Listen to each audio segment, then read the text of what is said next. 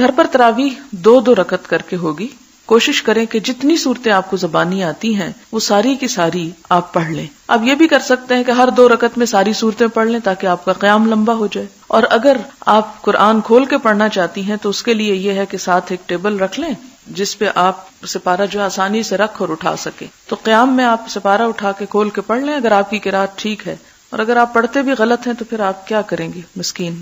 تو اس صورت میں تو فائدہ کو خاص نہیں ہوگا. اس لیے کوشش کریں کہ آپ وہی صورتیں پڑھیں جو آپ کو اچھی طرح آتی ہوں، اور کوشش کریں کہ آپ اپنی زندگی کا کچھ وقت لگائیں کہ آپ اس بات کو اچھی طرح سیکھ سکیں. اس میں ایک بات یاد رکھیں کہ اگر آپ سپارہ کھول کر پڑھ ہی رہے ہیں تو آپ کی حرکت کثیر نہیں ہونی چاہیے، کیونکہ حرکت کثیر نماز میں خلل ڈالتی ہے. حرکت کثیر کا مطلب ہے یہ نہیں کہ آپ اس کو کھول کے کھڑے ہو جائیں، پھر ایک ورقہ آگے پلٹیں، پھر پیچھے پلٹیں، پھر آپ ادھر ادھر دیکھیں، پھر آپ بند کر کے رکھیں. یہ چیزیں جو ہیں یہ درست نہیں. نماز کا اپنا خشوع و خضوع اور نماز کا اپنا احترام جو ہے وہ باقی رہے گا. فرض نمازوں کے علاوہ نفل نمازوں میں قرآن کریم سے دیکھ کر تلاوت کرنا جائز ہے. حضرت عائشہ رضی اللہ تعالی عنہ کے غلام زکوان قرآن کریم سے دیکھ کر نماز پڑھایا کرتے تھے. اسے بخاری نے روایت کیا ہے. صرف خود نہیں پڑھتے تھے بلکہ پڑھاتے بھی. اب اس کا یہ مطلب نہیں کہ سب حفظ بند کرتے، یہ حفظ کرنا چھوڑ دیں اور صرف آسان طریقہ اختیار کر لیں. نہیں، حفظ کرنے والے حفظ کریں، لیکن پاسبل نہیں کہ ہر جگہ حافظ موجود ہو. تو پھر ایسے میں تو قرآن پاک نماز انسان پڑھ ہی نہیں سکتا. تو یہ چیز چونکہ صحابہ کے سامنے ہوئی اور کسی نے اس کو رد نہیں کیا، اس کا انکار نہیں کیا، منع نہیں کیا، ناپسند نہیں کیا، تو اس لیے اس کا جواز موجود ہے. نفلی عبادت میں جب تک شوق اور رغبت رہے کرتے رہنا چاہیے. تکلیف یا تھکاوٹ محسوس ہو تو چھوڑ دینا چاہیے. عبادت میں اعتدال پسندیدہ ہے.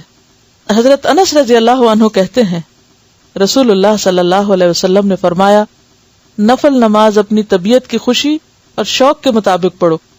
جب طبیعت تھک جائے تو بیٹھ جاؤ، یعنی پھر بیٹھ کے بھی پڑھ سکتے ہیں یا پھر تھوڑا بریک بھی لے سکتے ہیں. اسے بخاری اور مسلم نے روایت کیا. آپ نے دیکھا ہوگا کہ شروع کے 1-2 دن مشکل ہوتے ہیں، پھر مزہ آنے لگتا ہے. حضرت عائشہ رضی اللہ تعالی عنہا کہتی ہیں رسول اللہ صلی اللہ علیہ وسلم نے فرمایا، اپنی ہمت کے مطابق عبادت کرو، اللہ تعالیٰ اجر دیتے کبھی نہیں تھکتے جبکہ تم عبادت کرتے تھک جاتے ہو. اسے بخاری اور مسلم نے روایت کیا.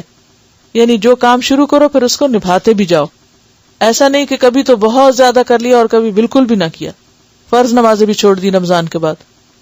حضرت عبداللہ بن عمرو بن عاص کہتے ہیں رسول اللہ صلی اللہ علیہ وسلم نے فرمایا، اے عبداللہ، تم فلاں آدمی کی طرح نہ ہو جانا جو رات کو عبادت کے لیے اٹھا کرتا تھا پھر اس نے اٹھنا چھوڑ دیا. اسے بخاری اور مسلم نے روایت کیا ہے. یعنی خواہ تھوڑی عبادت ہو لیکن کیا پسندیدہ ہے؟ مستقل مزاجی کے ساتھ.